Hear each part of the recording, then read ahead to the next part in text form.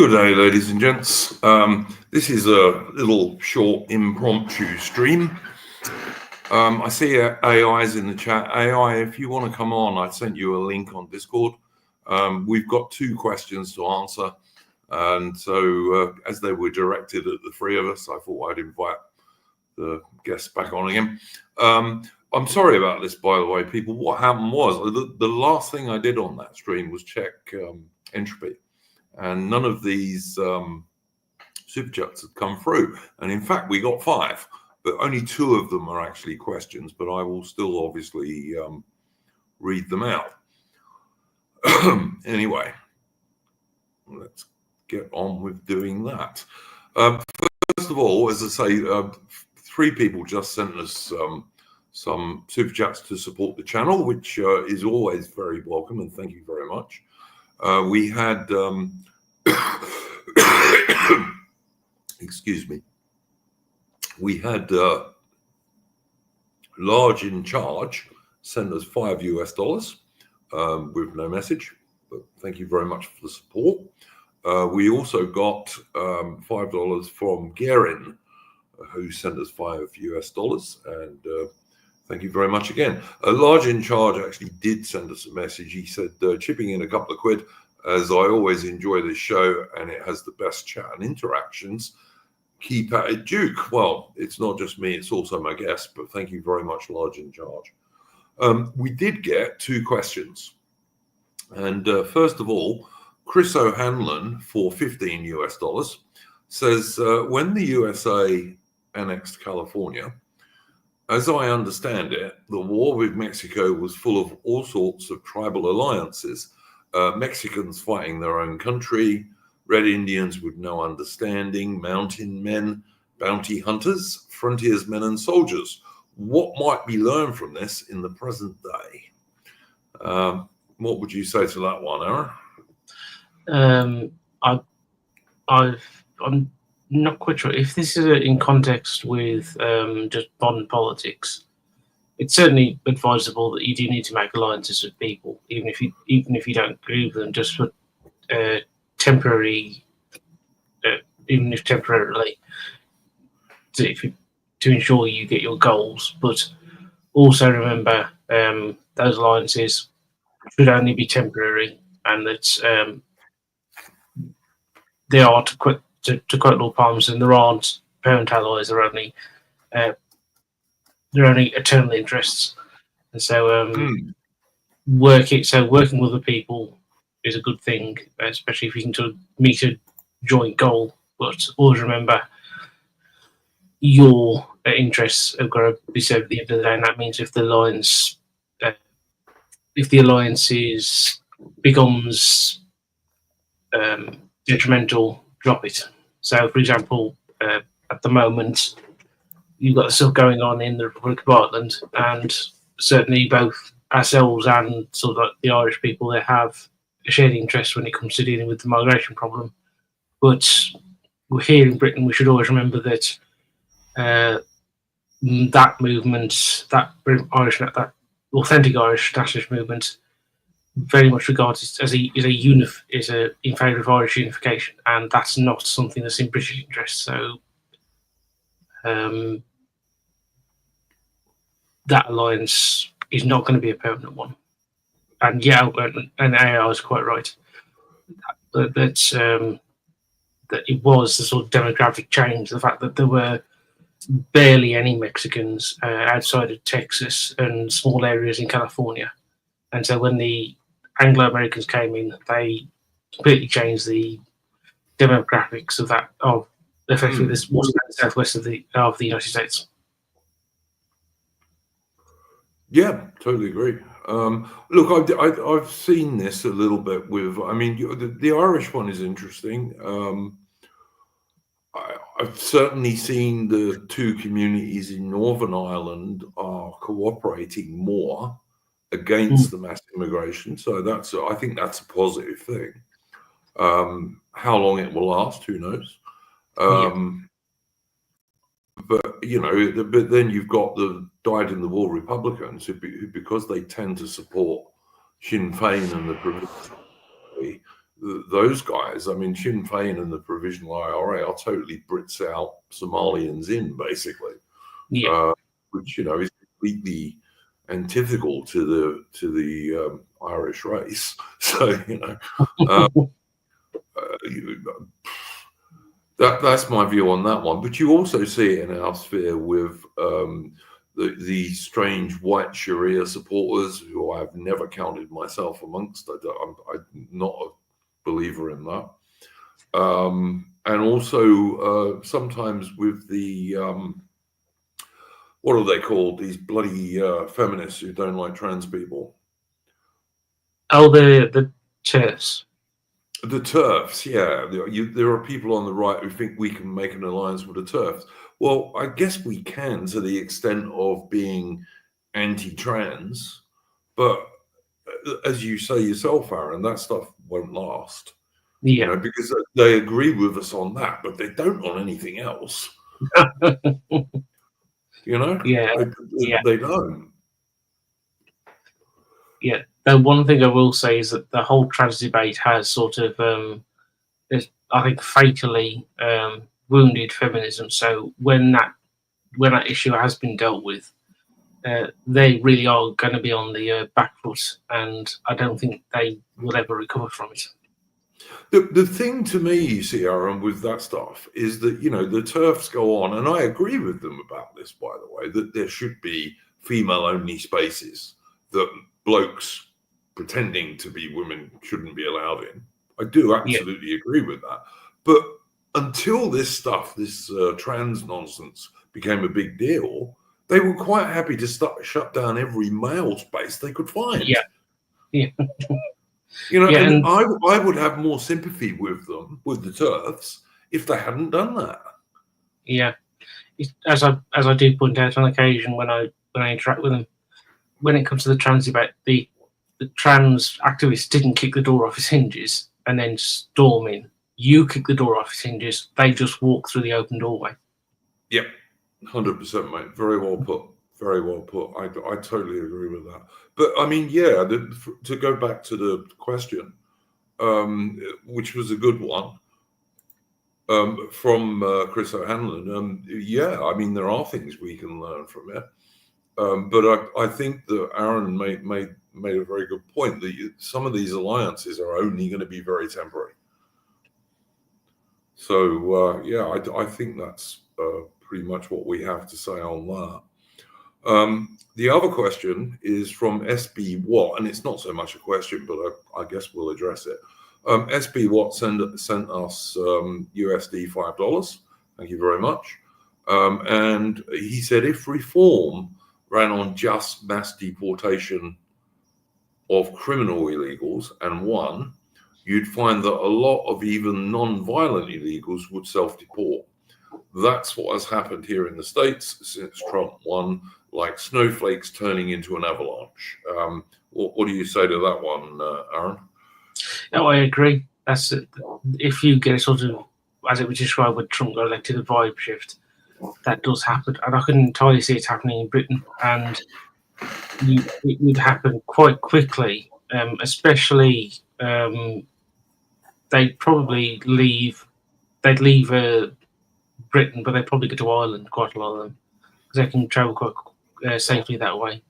And unless the Irish get a decent government in as well, in which case they'd stop them from doing that. But I mean, I've got to say, for the foreseeable future, I don't see that happening. So it's more likely if we did have this scenario where, which I think might happen, if we're lucky, of getting a reform government on that, that you'd see a sort of mass exodus from Britain. Some of them, a good portion of them, go to Ireland, but a lot of them, I think, would also try to go back to Europe.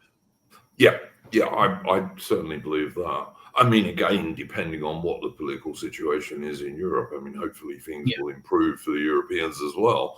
But one of the things I think you've got to do is you've got to turn off the benefits tap. It's got to be that if you come into the country, even if you come in legally, you should not get basically any benefits for at least 5-10 years. Yeah. until you should, even then, it should only be if you've been paying tax for all that time. You know, so you've been working and not sitting on the dole.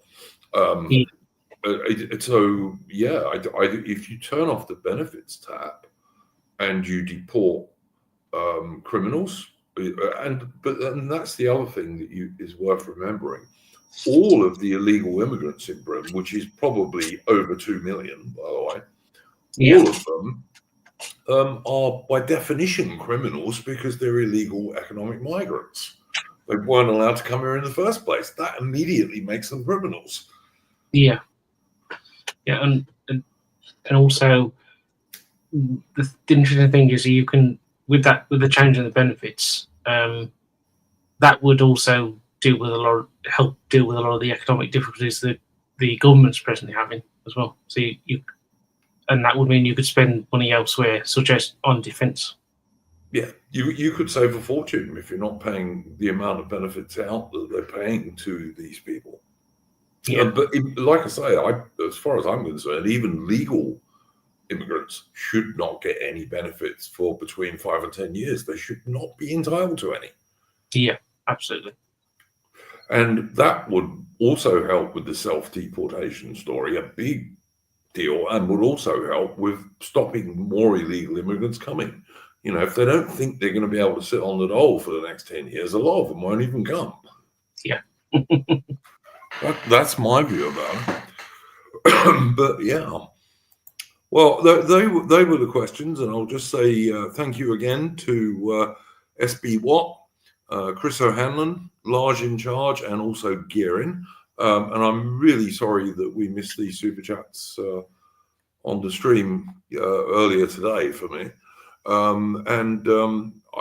As I say, I've spoken to the devs at Entropy, and I think we should have solved this problem for the future, but we will see on Wednesday. Now, I want to plug a couple of things on this stream. And the first thing is, hang on, let me just see what AI is saying. AI is saying, I think Farage ran on a total removal of foreign criminals. It would break his 25 support cap support. Yeah, I'm absolutely certain of that, AI. And also, if he went back to his original idea of deporting all illegals, that's extremely popular in the country. Yeah, it's crazy if they don't do it. Judge May makes a point about Ireland. He says PM McGregor would stop them, which he might if he was able to win. Yeah, maybe. Yeah, the problem with that's the AMA guy, isn't it? Yeah, that's him. Yeah, I mean, more power to him. I hope he does win. And the thing about Ireland, of course, is because they've only got about 5 billion people to start with. It's not going to take a lot to overturn that population. No. And as Duke Valentino said in the chat, the Sinn Féin guys and the Provo supporters think it's a great idea. It's insane. Yeah. It's just insane. One thing I will say about the Republic of Ireland is that their political system is, even more so than ours, really set up to stop anybody breaking in from outside. So I think Conor McGregor would be a good Irish Prime Minister, but it's going to take a lot of hard work for him to break through and get there. Yeah, no, I can see that. It's certainly not going to be easy. I mean, it's not going to be easy for our guys. I mean, particularly when you look at the silly nonsense that's going on with reform in the UK at the moment, largely thanks to the reform leadership. But, you know. Okay, I want to plug a couple of things on this stream. Tomorrow, my time, which is going to be it's going to be 6 a.m. Eastern Australian time, but 9 p.m. for anyone in the UK, and I think that's 2000 Greenwich Mean Time. I have re-uploaded the interview I did a few years ago with Eddie Butler, who was Jonathan Bowden's friend, and it's an interview about Jonathan Bowden, basically. It's been on my channel for quite a while. But it's always been pretty popular, and I thought I'd re-upload it, and it's going to be a premiere starting, as I say, 9 p.m. British time, 6 a.m. Australian time, and I think that's 2000 GMT. So yeah, do check that out, guys. If you're interested in Jonathan Bowden, Eddie Butler was a good friend of his. He used to drive him around. He made videos with him. He did lots of stuff, and he liked him, by the way. He liked Bowden.